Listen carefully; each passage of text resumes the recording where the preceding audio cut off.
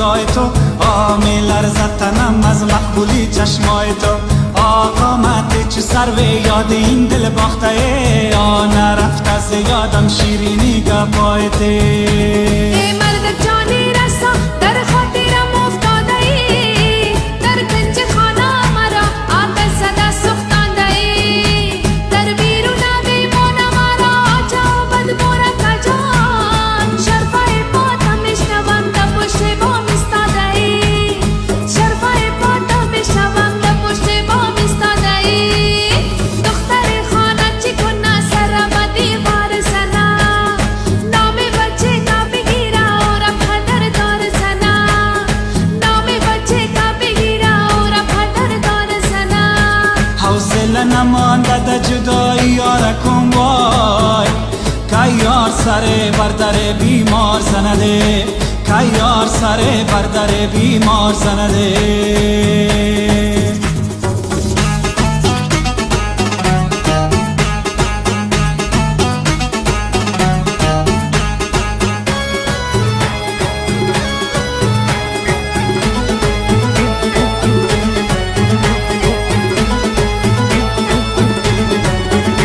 جوان بچه عمرمه گوسفند دارمه، دیه بچه گر خوردم و مردن دارمه. حالت جانم کسی واقف نبوده، یک میدک قشلاقی جگر بندارمه، یک میدک قشلاقی جگر بندارمه. هر قدمت را بمان بر روی چشمانم جگر، خوش ندارم لحظه باشم ز تو من بخبر، خوش ندارم لحظه باشم ز تو من بخبر.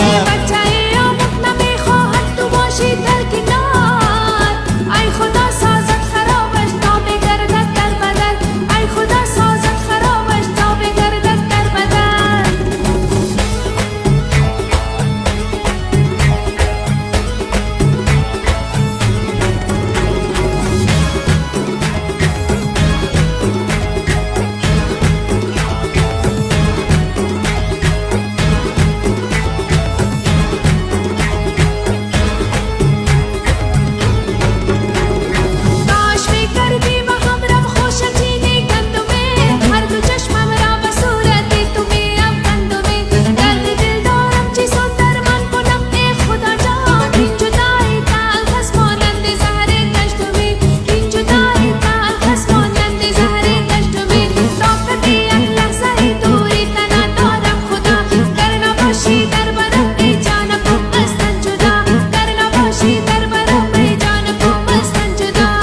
نرود دست لکم شیرین سخن کلامات، روی گندم ابرو گشتم داری دختر والا، روی گندم ابرو گشتم داری دختر والا، روی گندم